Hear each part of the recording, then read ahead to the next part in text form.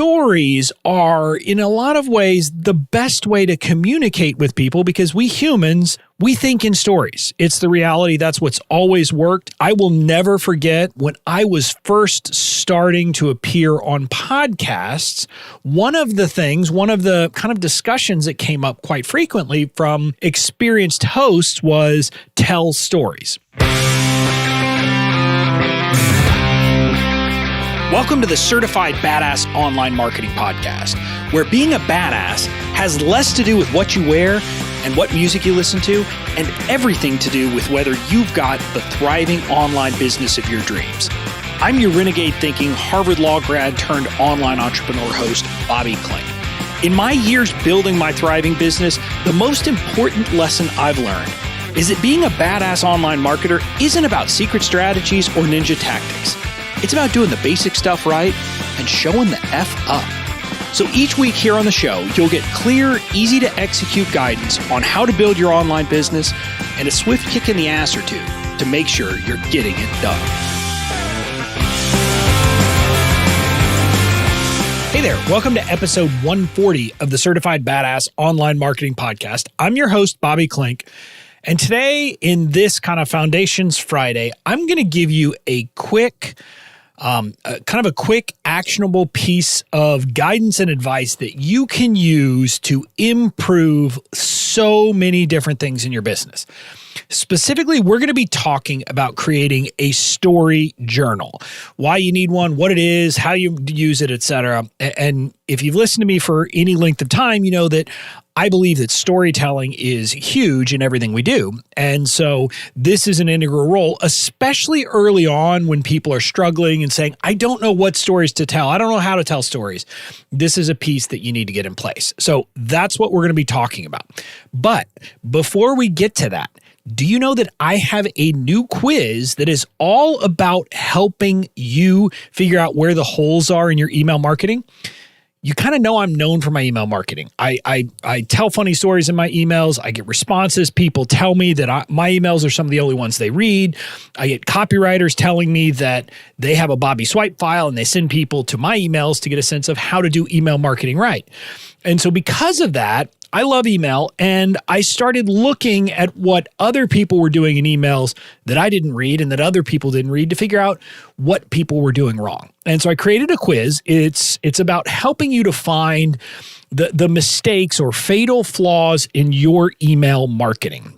And I would love for you to take it. When you do, you'll get a customized kind of report that tells you what your big mistake is, what is kind of the fatal flaw you have, and what do you need to fix it. And then also what kind of an important shift that almost every email marketer needs to make in email marketing to really make things effective. So I'd love for you to take it. Head over to bobbyklinck.com/fatal flaw. Again, bobbyklinck.com/fatal flaw. And you go there and you can take the quiz and you'll get your results. And when you do, shoot me a note. Let me know what you think about it. Let me know what your results were and kind of what you're going to do about it. So with that, I want to dive in to today's episode.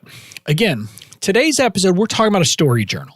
And you've probably heard me talk about this before. Now, last year, I did a couple of episodes, late summer, early fall, in that period where I did kind of a series about storytelling. And one of the things I talked about in one of those episodes were what I call personal vignette stories. And this is what your story journal is all about. It's all about helping you to capture the stories that you can use in your business at various times, whether it be in emails, in podcasts, in your blog posts if you blog, in anything and everything you do, because stories are, in a lot of ways, the best way to communicate with people because we humans, we think in stories. It's the reality. That's what's always worked. I will never forget when I was first starting to appear on podcasts, one of the kind of discussions that came up quite frequently from experienced hosts was tell stories. Now, Good thing for me, I kind of did that naturally. So it wasn't an issue for me. But that's a piece of wisdom you're going to get from people constantly who are going to say, tell stories because they are more effective at getting your message across, but more importantly, at helping people to remember the message. And so you need to add stories to your kind of, your repertoire, if you will. And you need to have stories at the ready. So a lot of people get that concept after I tell them, but then their next question is, okay, well, how in the world do I figure out what stories to tell? And this is not an episode where I'm going to tell you how to come up with stories in the first place. Instead, it's about a practice. And the practice is to have a journal. Just have a little journal. I prefer to use kind of the little thin ones that are small and easy to carry around, where when something happens that you could potentially use in your business, you're going to jot it down.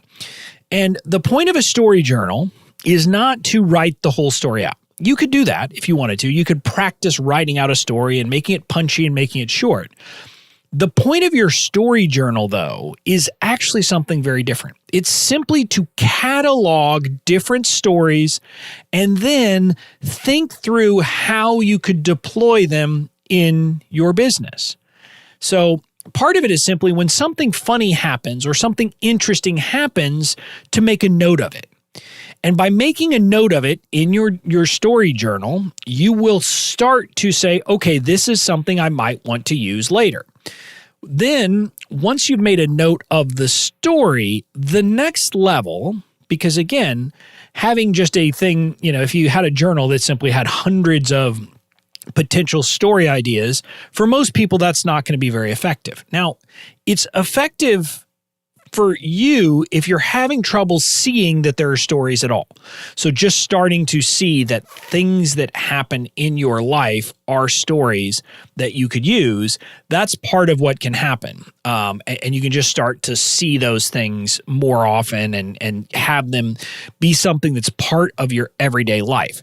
For me, it's now to the point that literally anytime something funny happens in my business, anytime my team or I makes a mistake, it goes into my mental story bank. And I'm like, well, that's going to be an email sometime. I don't know when, but it will be at some point. And so now it's second nature to me, but at first it wasn't. And so you need to do this partly just to start seeing that things are stories. So again, what I would say is almost anytime something makes you chuckle in life that happened to you, like not someone telling you a joke, but something that happens in your life makes you chuckle, makes you smile, inspires you, something like that, jot it down. And that way you'll start to recognize them. In this way, it's kind of like a gratitude journal where people will tell you that gratitude journaling is important, partly because oftentimes we don't even recognize the things that we should be grateful for. We don't recognize things happening to us that are good. And the same thing with stories. We don't recognize that stories are all around us. So the very act of writing it down has benefits. But the next level is to start to, once you write something down, to start thinking about what are the themes that you could use that story for. And by themes, what I'm thinking about here is thinking through what are some of the common lessons, tips, underlying ideas that you are trying to get across to your audience.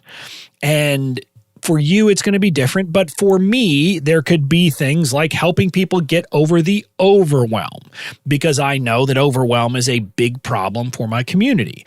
Or it could be something like helping people with content, because I know that figuring out what content to talk about is a big issue.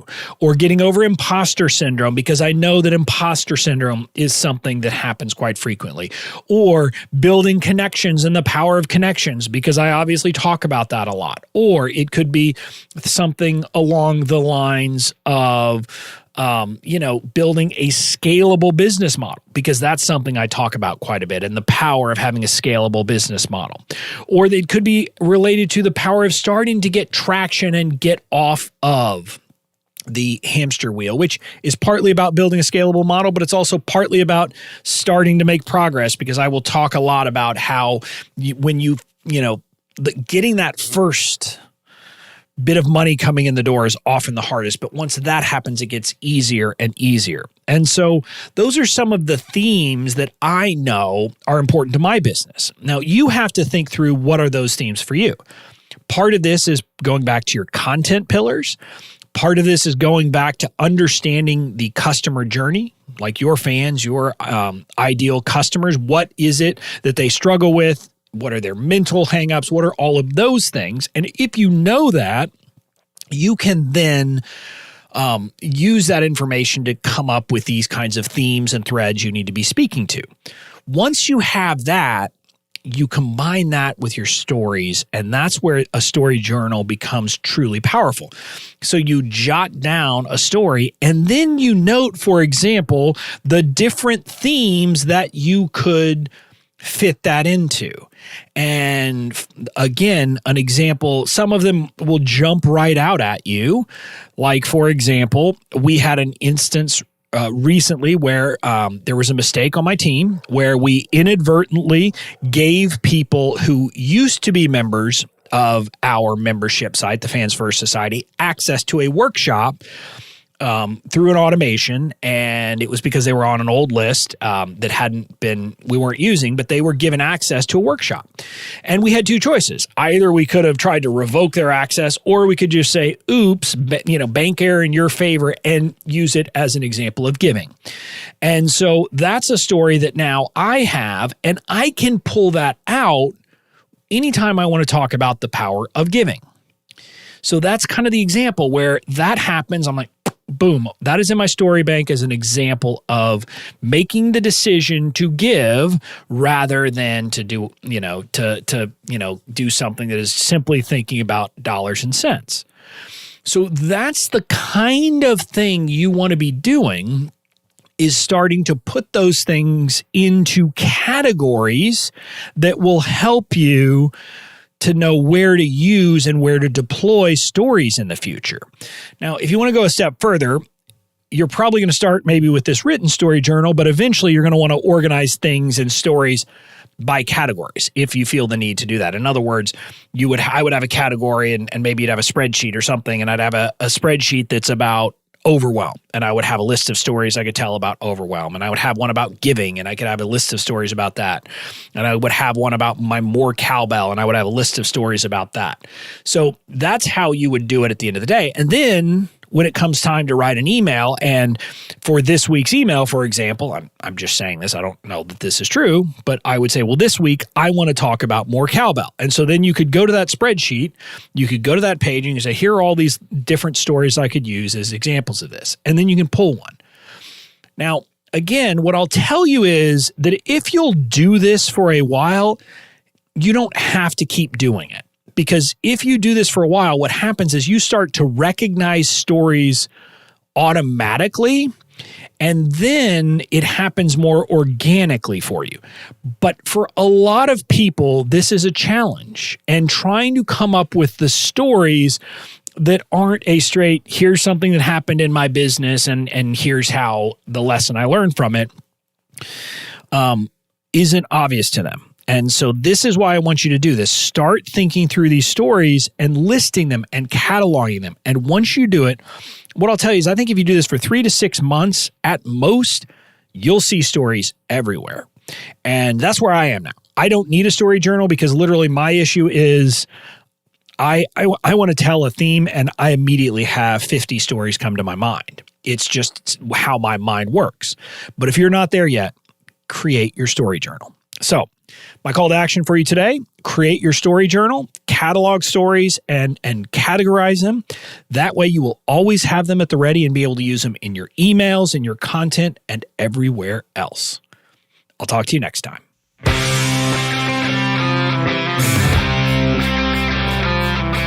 That's it for this episode of the Certified Badass Online Marketing Podcast. Make sure to tune in next time. And in the meantime, go out and build the badass business of your dreams.